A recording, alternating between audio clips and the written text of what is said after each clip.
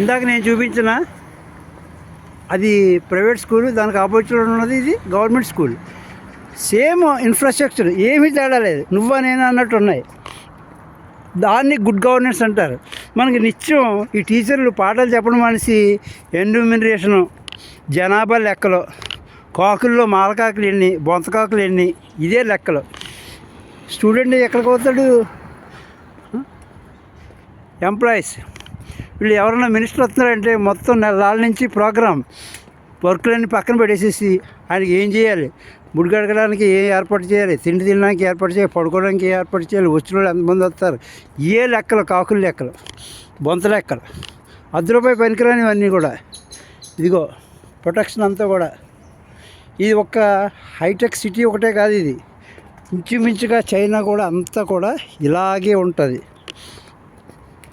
Utmost ఇలాగే ఉంటుంది. ఇదిగో ఎక్కడ దాకా ఉంది, ఇదిగో ఈ అన్ని ఆ జంక్షన్ నుంచి ఈ జంక్షన్ వరకు ఉంది.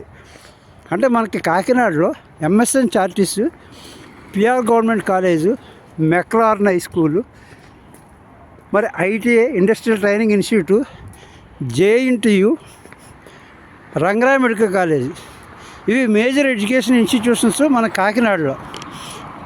పిఆర్జిసి హై స్కూల్, ఇవన్నీ కూడా పూర్తి స్థాయిలో డెడ్ అయిపోయినాయని నేను ఖచ్చితంగా చెప్పగలను. ఎందుకంటే వీటిలో సరి అయిన ఫ్యాకల్టీ ఉండరు, ఇన్ఫ్రాస్ట్రక్చర్స్ ఎలా యూటిలైజేషన్ చేయాలో తెలియదు, వాటిని ఏమో వేస్ట్గా వదిలేయడు, ఫుడ్ కోర్ట్లు ఈటి సీట్ల కింద కట్టేయడు. అలాగే ఎవడు ఏ మినిస్టర్ వస్తే వాడు ఒక బిల్డింగ్ కావాలనుకుంటే ఎక్కడో చోట ఆ ప్రెమిసెస్లో ఓపెన్ చేసేయడం, కట్టాడు. అసలు అంత ప్రెమిసెస్ ఎందుకు ఇచ్చారు, మనం అక్కడ కట్టచ్చా కట్టకూడదా? ఇలా మల్టీ స్టోరీ బిల్డింగ్ కట్టినప్పుడు ప్రెమిసెస్ అంతా ఓపెన్గా ఉంచుకుంటే దాంట్లో మనం స్పోర్ట్స్ ఇన్ఫ్రాస్ట్రక్చర్ ఇంప్రూవ్ చేసుకోవచ్చు.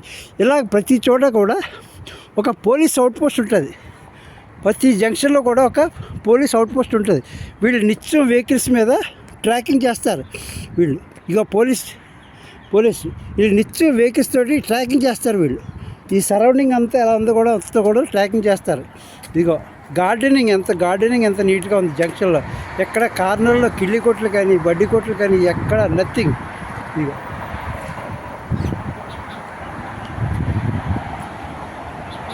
అది ఒక ఎడ్యుకేషనల్ ఇన్స్టిట్యూషన్, అది కూడా చూపిస్తాను. ఇది అయిన తర్వాత నెక్స్ట్ దానికి చూపిస్తాను నేను.